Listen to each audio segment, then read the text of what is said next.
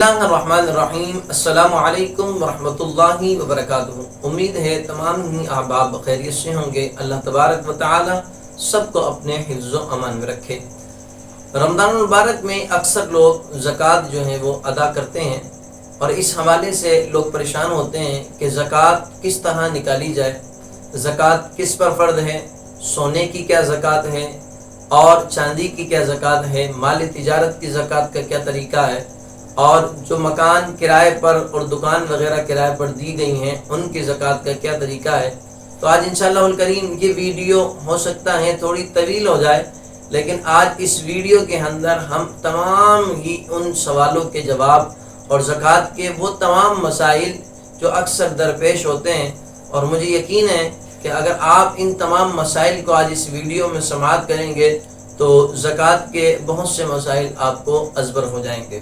سب سے پہلے تو یہ بات جان لیجئے، زکوٰۃ جو ہے ہم پر فرض کی گئی اور اس کا انکار کرنے والا کافر ہے۔ اللہ تبارک و تعالی نے قرآن کریم و فرقان حمید میں ارشاد فرمایا، اے محبوب ان کے مال میں سے زکوٰۃ تحصیل کرو جس سے تم ان کو خوب ستھرا کرو۔ آیت نمبر 103 پارہ نمبر 11۔ اللہ تبارک و تعالیٰ کے پیارے محبوب نے فرمایا، اپنے مال کی زکوٰۃ نکال کہ وہ پاک کرنے والی ہے، تجھے پاک کر دے گی۔ مسند امام احمد بن حنبل۔ اور اسی طرح حضور کی ایک اور حدیث ہے، حضور فرماتے ہیں جس نے اپنے مال کی زکوٰۃ ادا کر دی، بے شک اللہ تبارک و تعالیٰ نے اس سے شر کو دور کر دیا۔ اسی طرح حضور کی ایک اور حدیث ہے، حضور فرماتے ہیں زکوٰۃ نہ دینے والا قیامت کے دن اللہ تبارک و تعالیٰ کی رحمت سے محروم رہے گا۔ یہ زکوٰۃ کی فرضیت قرآن اور حدیث دونوں سے جو ہے وہ ثابت ہے۔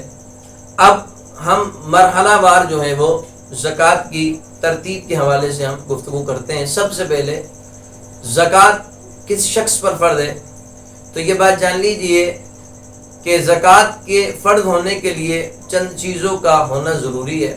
نمبر 1، آزاد ہونا، یعنی غلام اور باندی پر زکوٰۃ فرض نہیں ہے۔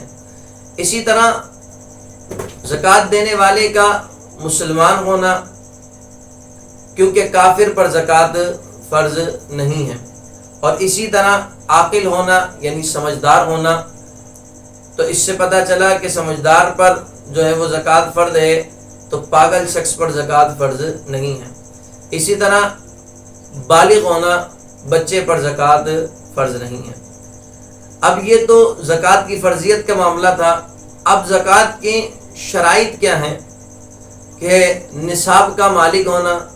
نصاب کیا ہے کہ 7.5 تولہ سونا چاندی، 52.5 تولہ 7.5 تولہ سونا، 52.5 تولہ چاندی، اور 52.5 تولہ چاندی کی مال تجارت رقم موجود ہے یا مال تجارت موجود ہے، تو ان سب صورتوں کے اندر زکوٰۃ جو ہے وہ ادا کرنا واجب ہو جائے گی۔ دوسری شرط ہے یہ نصاب نامی ہو، یعنی بڑھنے والا ہو، نصاب قبضے میں ہو، یعنی اس کی ملکیت میں ہو، ایسا نہ ہو کہ ابھی اس کے پاس وہ نصاب آیا ہی نہیں ہے، تو جب اس کے بعد نصاب ہی نہیں تو پھر زکوٰۃ بھی واجب نہیں ہوگی۔ اسی طرح نصاب حاجت اصلیہ سے زائد ہو، مثلا مکان، گاڑی، کپڑے، اور جو اشیاء وہ استعمال کرتا ہے وہ تمام اشیاء جو ہیں ان کو نکال کر، جو حاجت اصلیہ میں آتی ہیں ان کو نکال کر اب اتنی رقم موجود ہے کہ جو 52.5 تولہ چاندی تک پہنچ جائے تو پھر وہ صاحب نصاب ہو جائے گا۔ اسی طرح نصاب کا دین سے فارغ ہونا ضروری ہے۔ دین سے مراد قرض ہے کہ اب کسی کے پاس نصاب موجود ہے 3 لاکھ، اور اس کا قرض جو ہے 4 لاکھ ہے، اب وہ قرض دیتا ہے تو پھر نصاب ختم ہو جائے گا، تو ایسے شخص پر بھی زکوٰۃ واجب نہیں ہوگی۔ اور چھٹی جو ہے اس نصاب پر مال، یعنی سال کا، یعنی قمری سال کا گزرنا یہ ضروری ہے۔ اسی طرح مال تجارت کسے کہتے ہیں؟ مال تجارت پر زکوٰۃ کے حوالے سے کہ مال تجارت اس مال کو کہتے ہیں جس کو بیچنے کی نیت سے خریدا گیا ہو۔ مال تجارت کی کوئی بھی چیز ہو جس کی قیمت سونے یا چاندی کے نصاب کو پہنچے تو اس پر زکوٰۃ واجب ہے۔ اب ایک چیز اور یہ سمجھ لیجئے کہ 7.5 تولہ سونا 52.5 تولہ چاندی یا 52.5 تولہ چاندی کی رقم جس کے پاس ہو وہ جو ہے وہ زکوٰۃ اس پر واجب ہے۔ لیکن اب کسی شخص کے پاس 1 تولہ سونا موجود ہے اور چند تولے یا 2-4 تولہ جو ہے وہ چاندی موجود ہے اور 20-25-30 ہزار جو ہے وہ اس کے پاس رقم موجود ہے، تو ایسا شخص زکوٰۃ کے لیے کیا کرے؟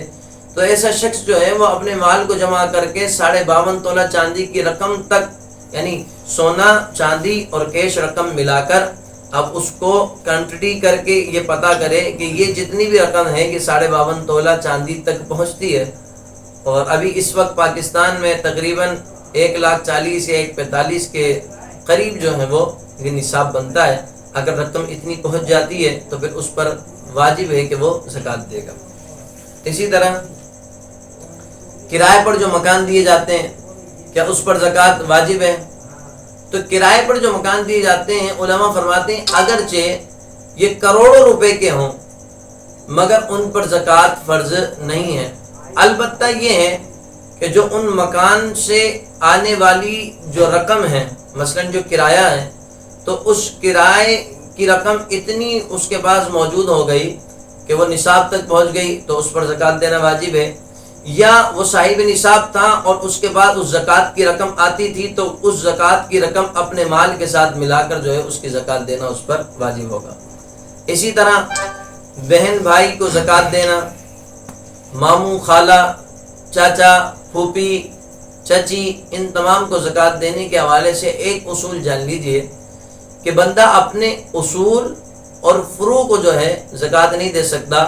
مثلا والد دادا ان کو زکوٰۃ نہیں دے سکتا، ان کے علاوہ چچا ہو گئے، بھائی ہو گئے، ماموں ہو گئے، خالو ہو گئے، ان تمام کو زکوٰۃ دی جا سکتی ہے۔ اسی طرح ماں کو زکوٰۃ نہیں دے سکتا، بیٹی کو زکوٰۃ نہیں دے سکتا، ہاں بہن کو زکوٰۃ دے سکتا ہے، پھوپھی کو زکوٰۃ دے سکتا ہے، اور اسی طرح علی ھذا القیاس جو فروع میں نہیں آتے۔